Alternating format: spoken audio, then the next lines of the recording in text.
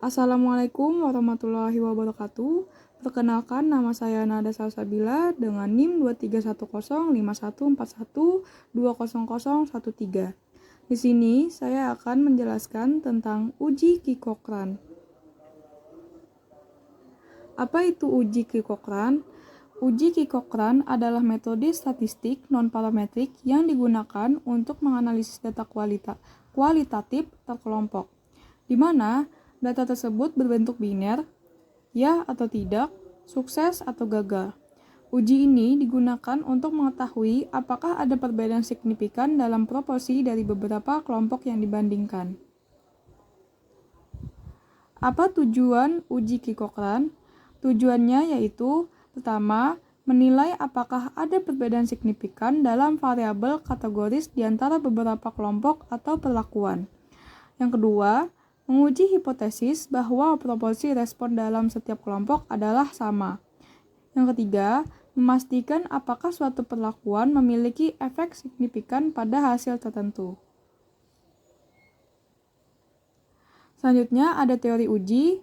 Uji Ki-Cochrane didasarkan pada data biner yang dilambangkan 0 dan 1. Statistik uji dihitung dari jumlah total respon positif yang berlambang 1 dalam setiap kelompok. Asumsi dasarnya, yang pertama, setiap individu dalam sampel menerima semua perlakuan. Yang kedua, data responnya biner. Yang ketiga, hasil setiap perlakuan bersifat saling bergantung karena berasal dari subjek yang sama. Prosedur pelaksanaannya, yang pertama, formulasi hipotesis. Pada hal ini, kita akan membentuk hipotesis yaitu H0 dan HA. Pada H0, tidak ada perbedaan signifikan dalam proporsi.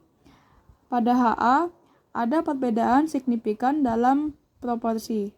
Selanjutnya, pengumpulan data, yaitu data yang digunakan harus merupakan respon biner, 0 dan 1, yang diukur pada subjek yang sama.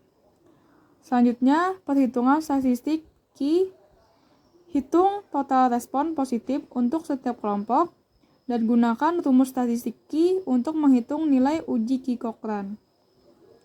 Selanjutnya, penentuan nilai kritis.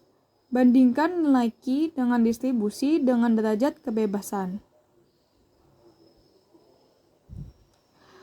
Selanjutnya ada kelebihan dan kekurangan. Pada kelebihan, yang pertama, cocok untuk data kategoris. Yang kedua, tidak memerlukan asumsi distribusi normal. Yang ketiga, mudah digunakan pada data berulang. Selanjutnya, kekurangan. Yang pertama, hanya untuk data biner. Yang kedua, sensitif terhadap jumlah sampel kecil. Yang ketiga, tidak memberikan informasi tentang kelompok mana yang berbeda. Selanjutnya ada rumus uji Ki-Cochrane.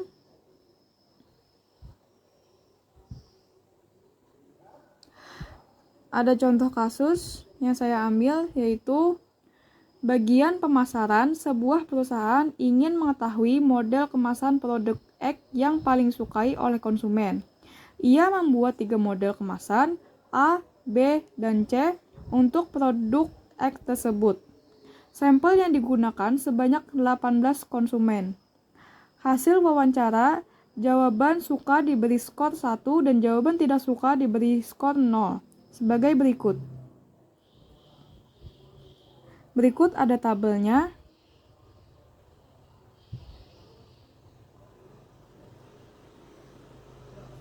Penyelesaian. Yang pertama, hipotesis.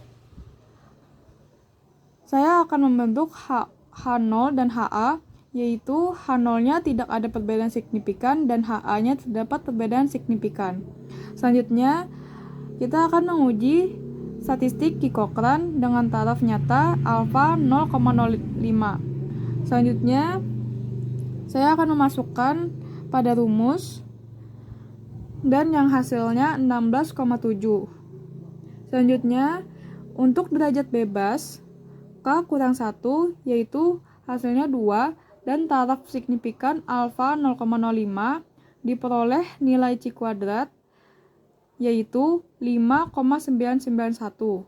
Pada kesimpulannya, karena nilai statistik uji Ki yaitu 16,7 lebih besar dari nilai kritis C kuadrat yaitu 5,991, maka hipotesis 0 atau H0 ditolak dan HA-nya diterima.